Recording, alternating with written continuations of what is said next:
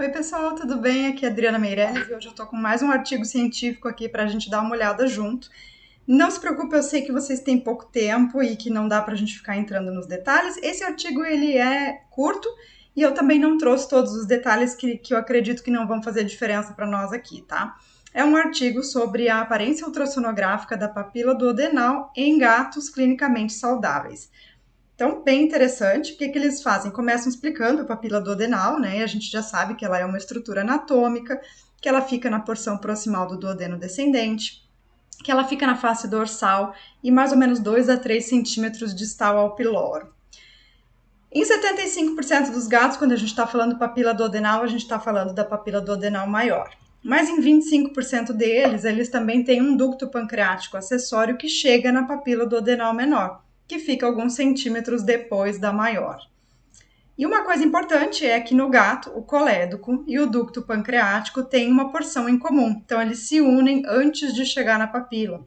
Isso é muito importante em gatos, porque é por isso que a gente geralmente tem alterações digestivas, hepáticas, pancreáticas, que frequentemente estão em concomitância, né? Então, se tem alteração em um, por causa dessa união desses ductos, acaba afetando os outros órgãos também.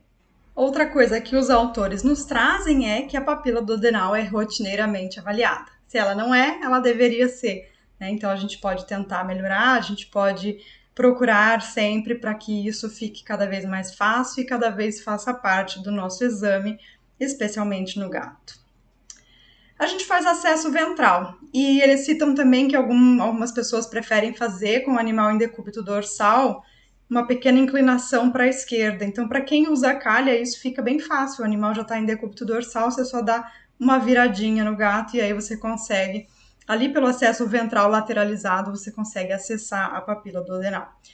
Eles falam em jejum de 12 horas, porém isso não garante que não vai ter gás te atrapalhando ali e que muitas vezes o próprio decúbito e a pressão do transdutor é que ajudam a tirar o gás do caminho e a gente sabe que em gato não acumula tanto gás, né, como no cão. Citam ali que é importante utilizar um transdutor linear de 7,5 MHz ou mais e que o microconvexo, tem alguns aparelhos que o microconvexo tem uma borrachinha, uma pontinha bem pequena. Esses, eles podem ser úteis, especialmente quando a gente está tentando fazer um acesso intercostal. Então, eles citam também dois métodos para encontrar a papila. Ou você acha o estômago piloro e aí vai descendo, né? Segue do estômago pelo piloro para o duodeno até encontrar a papila.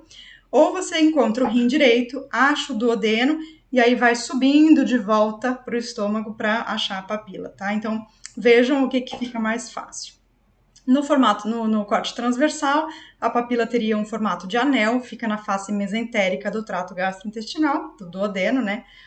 E no longitudinal, ela faz tipo um formato tubular dentro da parede do duodeno, especialmente na camada muscular. A gente já vai ver as imagens do artigo. Então, uma coisa interessante que eles falam sobre medida normal é que o artigo que trazia isso, ele foi estudado com o transdutor convexo, ele é um artigo mais antigo. E se eu não me engano, eles até citam que foi um artigo assim com 4 gatos. Então, é isso que a gente usa como referência hoje. Então, olhem a importância desse artigo novo, que estudou mais animais, que estudou com transdutor linear, então tem imagens muito melhores para chegar ao que é normal no gato saudável.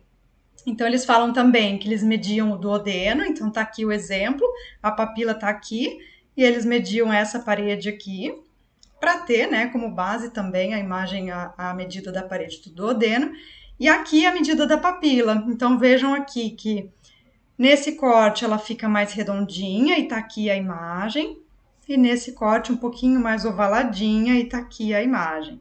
As medidas que eles fizeram, então, foram a largura em azul, vermelho, altura, no plano transversal, e nessa imagem B aqui, o verde é o comprimento e o amarelo é a altura no plano longitudinal. Lindas essas imagens, né? E essa é a tabela de valores que eles encontraram. Então, eles têm aqui, ó, 30 gatos adultos clinicamente saudáveis. Eles têm aqui a largura no plano transversal. Então, aqui tem média com desvio padrão. Aqui a mediana com a variação mínima e máxima. Aí, aqui eles têm a altura no plano transversal. aqui o comprimento no longitudinal, a altura no longitudinal e também a espessura da parede duodenal. Então aqui, se vocês quiserem fazer um print dessa tabela, é essa que importa para a gente ter aí valores de referência, para a gente poder verificar se está espessada, se está alterada, se o problema no felino que você estiver avaliando pode ser originário ali na papila duodenal. Eles trazem também essas imagens que eu achei interessante a gente ressaltar, que no plano verde aqui seria o correto, e o vermelho é um corte errado. Então, se a gente estiver fazendo a varredura e a gente não pegar o corte bem no meio, a gente pode acabar tendo um valor errado, porque a gente pegou ela muito na pontinha, afinal a gente está lidando com uma estrutura tridimensional, né? Então, tomem esse cuidado para fazer a medida e o corte no local certo. As conclusões eu trouxe rapidamente, só porque aqui também tem valores de referência importantes. Então, eles colocam aqui que a largura da papila duodenal deve ser de 3,1 milímetros, altura 2,47 milímetros no plano transversal, 3,98 milímetros de comprimento, 2,44 milímetros de altura no plano longitudinal. Não houve correlação das medidas com o tamanho, com a idade, com o sexo do animal. Então, eles falam bastante sobre isso no artigo. Eu não trouxe tudo isso porque realmente não fez diferença, tá? Então, a gente não vai entrar nos detalhes.